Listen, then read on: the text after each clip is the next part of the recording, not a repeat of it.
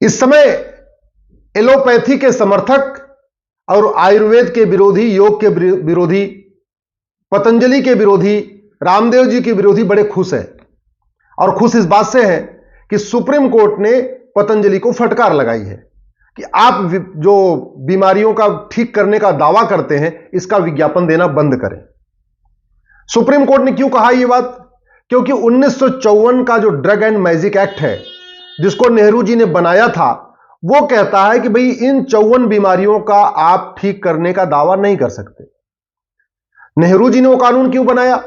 क्योंकि 1940 में अंग्रेजों ने कानून बनाया था ड्रग एंड मैजिक एक्ट, और अंग्रेज चाहते थे कि केवल एलोपैथी का प्रचार प्रसार हो, आयुर्वेद, योग, प्राणायाम, नेचुरोपैथी जो भारतीय चिकित्सा है वो नीचे दबी रहे, केवल जो विदेशी चिकित्सा है एलोपैथी वो ऊपर बढ़ती रहे। इसके लिए उन्होंने 1940 में कानून बनाया था।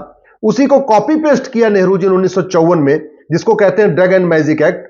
और उसमें क्या लिखा हुआ है कि अपेंडिक्स, अंधापन, कैंसर, मोतियाबिंद, बहरापन, डायबिटीज, मंदबुद्धि, माहवारी, इसी तरीके से प्रोस्टेट ग्लैंड, ड्रॉप्सी, मिर्गी, पथरी, ग्लूकोमा, ब्लड प्रेशर, हिस्टीरिया, कोढ़, मोटापा, नपुंसकता, बाझपन, टीबी, अल्सर, इन बीमारियों को ठीक करने का कोई दावा नहीं करेगा।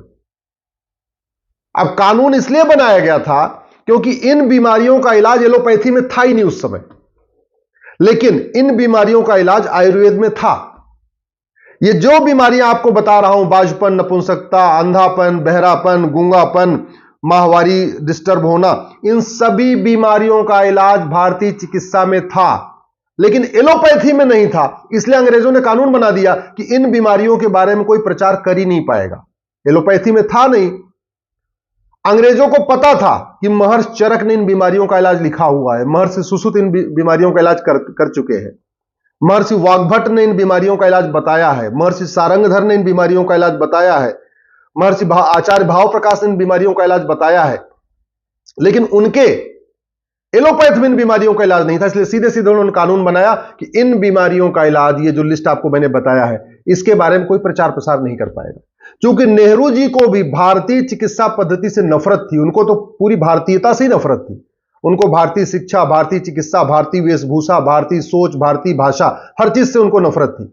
और नेहरू जी को हर विदेशी चीज पसंद थी, विदेशी स्टाइल का कपड़ा पहनना, विदेशों में कपड़ा धुलवाना। उनको तो भारत का धोबी भी नहीं पसंद था, वो तो कपड़ा भी विदेश में धुलवाते थे। विदेशी सिगरेट पीना, विदेशी स्टाइल में रहना, विदेशी महिलाओं से बात करना, विदेशी भाषा में बोलना, विदेशी किताबों को पढ़ना, ये नेहरू जी का शौक था। तो नेहरू जी ने भी जो अंग्रेजों का 1940 वाला कानून था, उसी को कॉपी पेस्ट किया 1954 में, और सीधे सीधे जो पहले था ड्रग एंड मैजिक एक्ट 1940, उसको बना दिया ड्रग एंड मैजिक एक्ट 1954। अब वो कानून आज भी चल रहा है। किसी सरकार ने उस कानून को खत्म नहीं किया, किसी ने उसको कोर्ट में नहीं चैलेंज किया, और कानून चल रहा है। तो इंडियन मेडिकल एसोसिएशन, जो एक तरीके से विदेशी चिकित्सा का ही एक रिप्रेजेंटेटिव है, इंडियन मेडिकल एसोसिएशन चाहता है कि एलोपैथी खूब फले फूले, लेकिन जो भारतीय चिकित्सा है, योग, प्राणायाम, नेचुरोपैथी, आयुर्वेद, ये हमेशा नीचे दबा रहे। इंडियन मेडिकल एसोसिएशन ने जाके कोर्ट में शिकायत किया कि साहब देखिए, ये जो 54 बीमारियां हैं, इसका रामदेव जी गारंटी के साथ इलाज कर रहे। इलाज क्यों ना करें? क्योंकि इन बीमारियों का इलाज आज के हजारों साल पहले महर्षि चरक ने बताया है, महर्षि सुश्रुत ने बताया है, आचार्य भाव प्रकाश ने बताया है, महर्षि सारंगधर ने बताया है, महर्षि वाग्भट ने बताया है। तो इन बीमारियों का इलाज है तो उसको पतंजलि उसके जरिए इलाज कर रही है। लाखों की संख्या में लोग ठीक भी हो रहे हैं। लोग अपने आप बोल रहे हैं कि मेरा मोटापा ठीक हुआ, मेरा डायबिटीज ठीक हुआ, मेरा कोलेस्ट्रॉल ठीक हुआ, मेरा बहरापन ठीक हुआ, मेरे नपुंसकता ठीक हुई, मेरा बाझपन ठीक हुआ, मेरा माहवारी ठीक हो गया।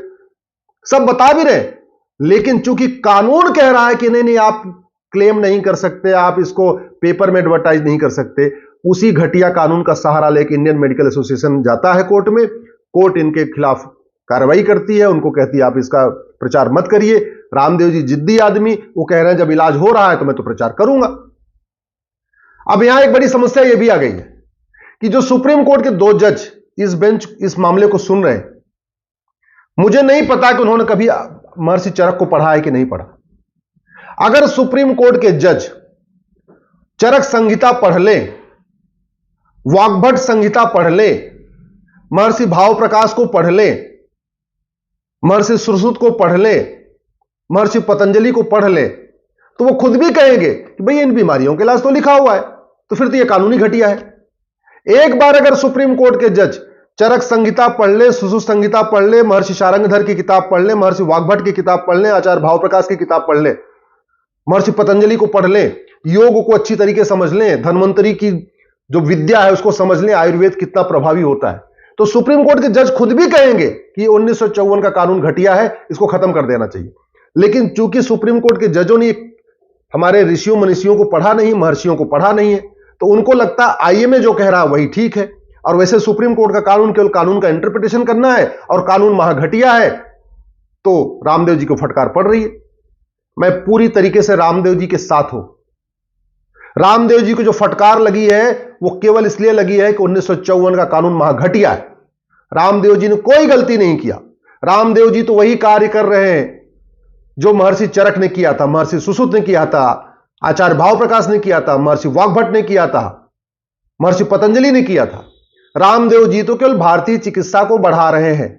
उनका केवल इतना ही दोष है कि वो भारतीय चिकित्सा को बढ़ा रहे हैं, भारतीय चिकित्सा व्यवस्था को घर घर पहुंचा रहे हैं, योग प्राणायाम आयुर्वेद को घर घर पहुंचा रहे हैं। उनकी इतनी गलती है, इसके अलावा उनकी कोई गलती नहीं। गलती है तो 1954 के महाघटिया कानून की। मैं सरकार से निवेदन करता हूं 1954 की कानून को रिव्यू करने के लिए एक्सपर्ट कमेटी बनाएं।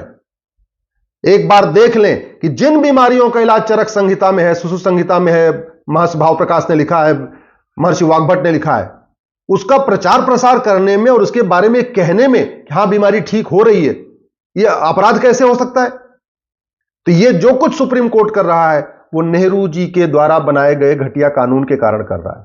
इसका मतलब जो फटकार लग रही है सुप्रीम जो रामदेव जी को, वो रामदेव जी की गलती के कारण फटकार नहीं लग रही है। आचार्य बालकृष्ण ने कोई गलती नहीं किया है लेकिन फिर भी उनको फटकार लग रही है। पतंजलि ने कोई गलत काम नहीं किया फिर भी उनको फटकार लग रही है। उसका दो कारण है, कानून घटिया है और सुप्रीम कोर्ट के जजों को चरक संहिता नहीं आती, उन्होंने भाव प्रकाश संहिता नहीं पढ़ा है, उन्होंने वाग्भट संहिता नहीं पढ़ा है, उन्होंने माधवकर साहब की महर्षि माधवकर को नहीं पढ़ा है, उन्होंने भारतीय चिकित्सा कितनी गहरी है कितनी गूढ़ है उसको समझा नहीं है। अरे हमारे खुद पिताजी का घुटना खराब हो गया था और हमने एम्स में दिखाया, बोले घुटना बदलना पड़ेगा। हमने राम मनोहर लोहिया में दिखाया, बोला घुटना बदलना पड़ेगा। हमने एक और बड़े प्राइवेट हॉस्पिटल में दिखाया, बोले घुटना बदलना पड़ेगा। मैं अपने पिताजी को ले गया, पतंजलि ले गया, 10 दिन के अंदर घुटना फिट हो गया, घुटना भी सही हो गया, कमर भी ठीक हो गया, उनके बैकबोन में पेन थी वो भी सब सही हो गया। जहां एलोपैथी में कह रहे थे कि नहीं केवल ट्रांसप्लांट करना पड़ेगा, दूसरा कोई इलाज नहीं है, 10 दिन के अंदर पतंजलि हमारे पिताजी ठीक होकर आ गए, आराम से घूम रहे। ऐसे कितने केसेस हैं, मैंने खुद अपनी आंखों से देखा है। पतंजलि में कैंसर का इलाज होते हुए, बाजपन का इलाज होते हुए, लोग आके बताते हैं कि उनका बाजपन ठीक हो गया, नपुंसकता उनकी ठीक हो गई। कैंसर का इलाज हो रहा है, कोलेस्ट्रॉल कितने हजारों लोगों का, लाखों लोगों का ठीक हो चुका है। डायबिटीज तो पूछे नहीं, गारंटीड वहां इलाज चल रहा है। मोटापा, एलोपैथी में मोटापे का क्या इलाज है? केवल सर्जरी करना। लाखों करोड़ों लोगों के मोटापा ठीक हो चुका है।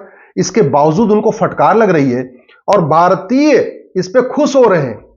किस बात पे खुश हो रहे हैं कि चलो यार, एक जो आदमी भारत की चिकित्सा व्यवस्था को बढ़ा रहा था, योग प्राणायाम को बढ़ा रहा था, उसको फटकार लग गई, इसी बात से खुश है।